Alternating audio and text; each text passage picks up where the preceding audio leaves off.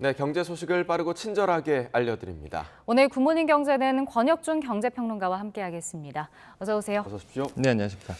자, 어제 화물운송과 관련해서 이제 제도가 발표가 됐는데 안전운임제가 폐지가 됐어요. 네. 그리고 표준운임제가 새로 도입됐습니다. 근데 이 내용을 보니까 네.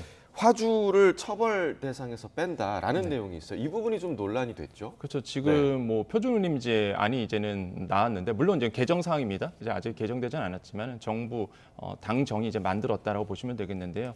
일단 우리가 이렇게 안전운임제 같은 경우에 화물 운송 절차를 좀 이해를 하셔야 되겠는데 이제 화물 운송 절차를 이해하실 때는 세 가지 섹터를 좀 아셔야 됩니다. 이제 화주가 있고요. 그러니까 오더를 주는 입장이죠. 기업입니다. 그래서 이런 뭐 대기업이라 볼 수 있겠는데 그리고 운송사가 있고 화물차주가 있는데 차트에 보듯이 안전운임제 기존에 있었던 이제 일몰제로 없어졌지만은 화주가 이제 운송사에게 이제 운임을 강제할 수 있습니다. 한마디로 이제는 무조건 줘야 되거든요. 그러니까 그 가격대로 이렇게 보고 그럼 운송사 오더를 받아서 화물차주에게 다시 한번 운임을 주게 됩니다. 이거 이제 다 강제예요. 그러니까 처벌 규정이 있습니다. 만약에 위반하면 건당 이제 500만 원의 이제 과태료를 이제 내게끔 되어 있고요. 근데 이게 이제 바뀌었어요. 표준 운임제로 이제 개편이 됐는데 이제 화주가 운수사에게 이제는 그 오더를 줄 때 이게 이제 자율로 바뀌었습니다. 그래서 표준 운송 운임으로 이제 바뀌다 보니까 여기에서 이제 과태료가 아까 말씀하신 것처럼 제외가 됐거든요. 그러니까 처벌 조항이 사라진 거죠. 그래서 이것도 표준 운임제로 바뀌었고,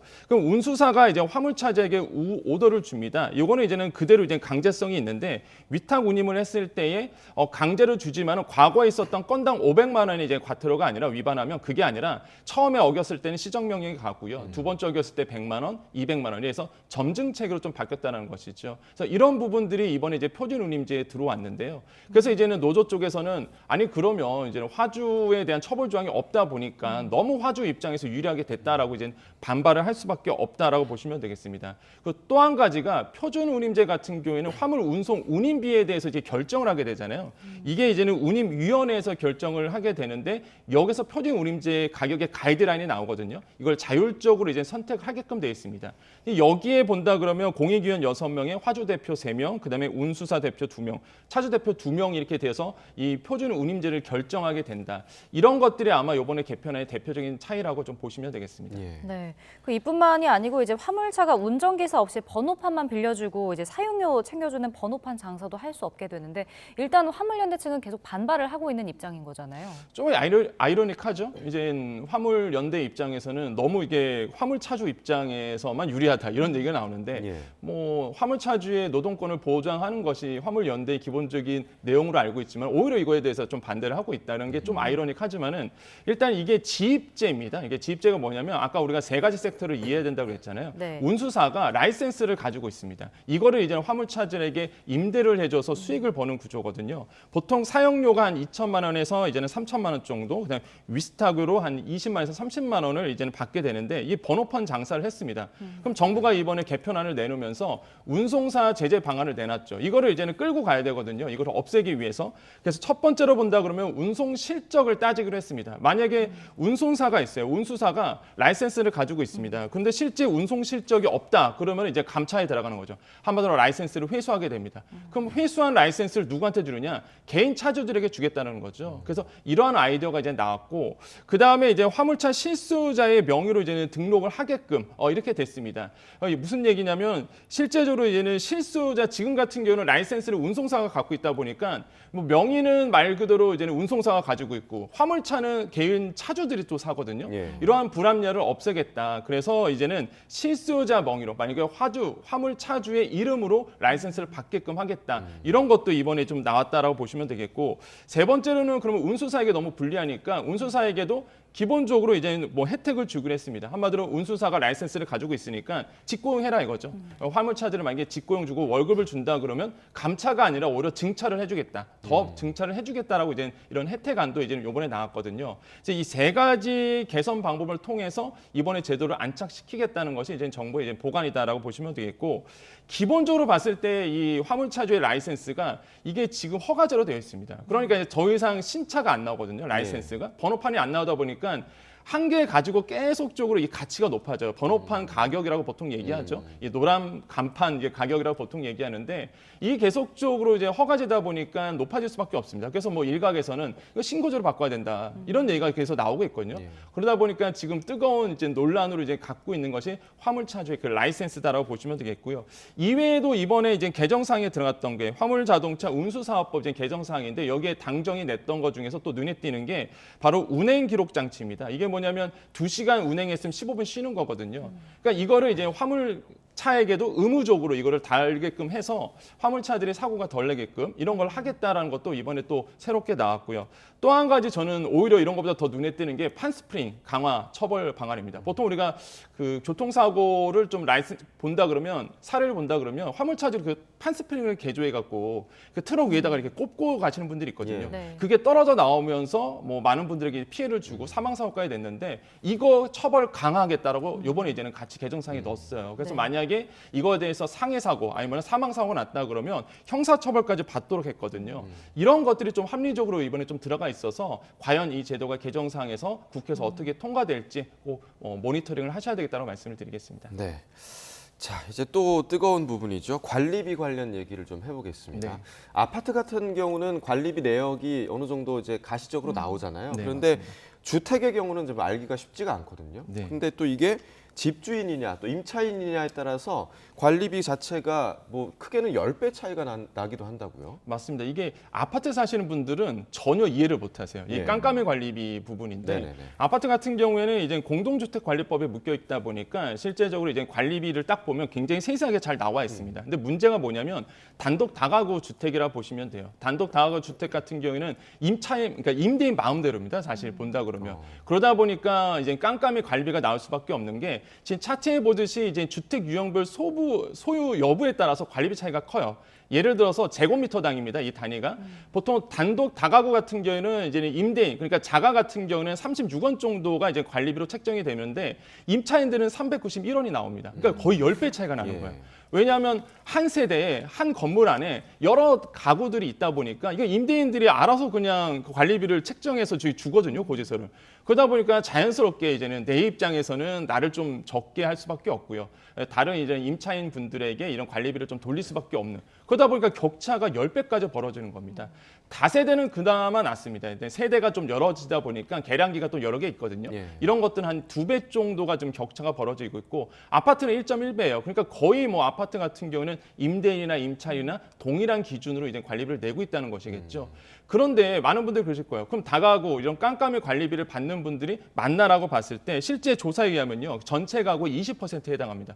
상당히 많은 분들이 이런 깜깜이 관리비를 지금 받고 있다라고 예. 보시면 되겠고 그래서 지금 대안이 나오고 있는 것이 이번에 이제는 주택 임대차 보호법에 이 깜깜이 관리비를 대체할 수 있는 말 그대로 관리비 규정을 둬야 된다. 이것도 지금 법을 고쳐야 된다는 얘기가 일각에서 그렇게 나오고 있다. 그래서 만약에 이 개정이 된다 그러면은 확실히 이런 깜깜이 관리비 관행들은 좀 없어질 것이다라고 지금 보고 있습니다. 네. 자, 지난 1월에 윤석열 대통령이 또 이제 은행이 공공재다라고 발언을 했습니다. 그리고 나서 이복형 금감원장도 좀 강경 발언을 이어가고 있는데 네. 뭐 은행 지배구조 현황이나 이사회 구성, 뭐 경영진 성과보수 체계도 이제 점검하겠다고 밝혔잖아요. 근데 이렇게 좀 과한 이제 개입이다라는 그런 지적도 좀 나오는 것 같아요. 그렇죠. 뭐 관치금융이다 이런 어떤 비판도 나오기도 하는데 실제적으로 이제는 논란이 좀 있었죠. 그러니까 은행을 이제 공공성을 어느까지 봐야 되느냐라고 봤을 때 요즘에 뭐 성과급다 시작해서 아니면 뭐 은행들 같은 경우에 최대 또 성과를 냈잖아요. 그러면서 이제는 뭐 성과급도 크게 지불하고 그런데 이제는 소상공인이나 아니면 대출 받으신 분들에게는 가산금리를 높여서 그 고리라고 보통 얘기를 하죠. 정말로 많은 이윤을 얻었다. 이런 걸 봤을 때 왜 은행들은 이제 공공성에 대한 부분에 대해서 고려를 하지 않느냐라는 이제 비판이 그래서 이제 나오게 된 것이죠. 그래서 이제는 대통령께서도 이제 그런 얘기를 하셨는데 그 이복형 금감위원장 같은 경우에는요 사실 뭐 아시겠지만 회계사 출신이기도 하고요. 그러다 보니까 너무 잘 알아요 기업에 대해서. 그러다 보니까 이제는 비판 어린 목소리, 쓴 목소리를 그동안 계속 나왔었습니다. 뭐 개인적으로 봤을 때 좀 속이 시원하다라고 뭐 말할 정도로 사실 뭐 시장에서 요구했던 것을 굉장히 요구했었는데 대표적인 게 이제 이사회 운영 실태였습니다. 그게 뭐냐면 그동안 이제 사회이사 제도가 우리나라에 정착을 했는데 거수기 역할이 너무 심했다는 거죠. 실제적으로 조사를 해봤더니 현재 사회이사가 작년 3분기까지 이제 주요 안건에 대해서 찬성 비율이 무려 96.7%로 정부는 보고 있습니다. 그 뜻은 뭐냐면 그냥 사회이사들이 와서 주요 경영진들이 얘기하는 안건에 대해서 그냥 거수기 역할만 했다는 거예요. 찬성, 찬성, 찬성 이렇게만. 예. 이게 96%에 해당하니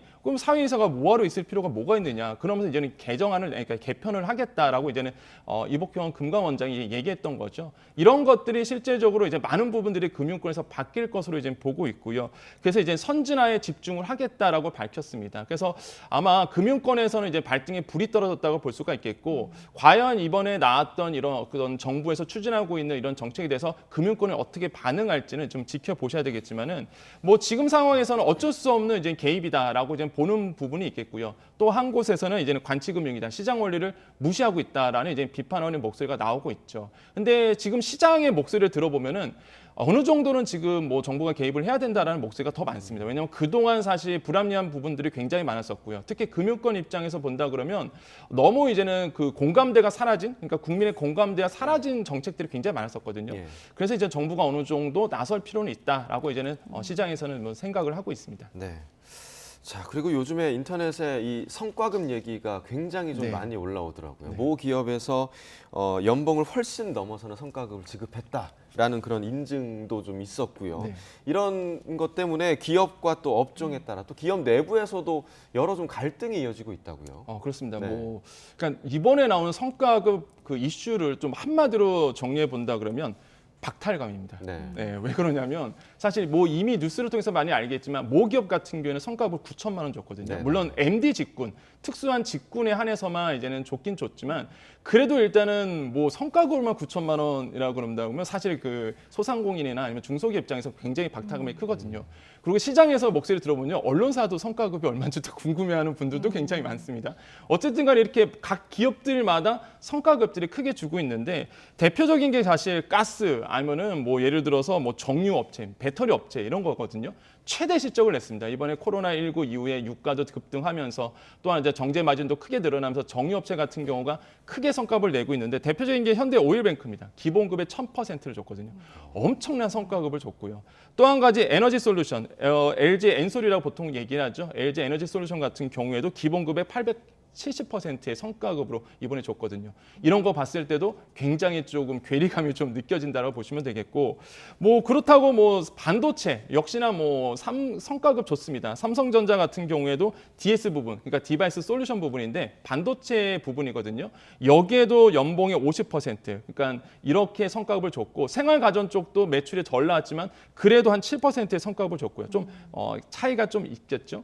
그 다음에 또 한 가지 기업들 봤을 때 이제 SK 하이닉스 4분기 적자 기업이었습니다. 뭐 하지만 상반기에 워낙 많은 이윤을 얻었기 때문에 초과 이윤을 해갖고 이제 기준급의 820%의 성과급을 줬어요. 그러니까 이렇게 많은 기업들이 성과급을 많이 주고 있는데 이게 기업들마다 좀 다릅니다. 그러니까 성과가 잘 나온 데는 더 많이 주고 있고 영업 적자가 나온 부분도 주긴 주는데 좀 줄어들기도 했고요. 특히 이제는 네이버가 좀 논란이 좀 많은데 사실 분기 최대 매출을 냈어요. 또 최대 매출도 내고 뭐 영업이익도 1조 원이 넘어갔습니다. 그럼에도 불구하고 이번에 이제 성과급이 많이 줄었거든요. 그래서 이런 부분도 내부적으로 좀 목소리가 나오고 있지만 하지만은 지금 전체적인 시장에 봤을 때 너무 많은 기업들이 그리고 너무 많은 대기업들이 자사 챙기기 그래서 박탈감이 좀 커지고 있지 않느냐라는 이제는 목소리가 계속적으로 나오고 있습니다. 이런 부분도 아마 공공성에 대한 부분, 특히 금융권에 대해서 주의를 하셔야 되겠다는 말씀을 드립니다. 네.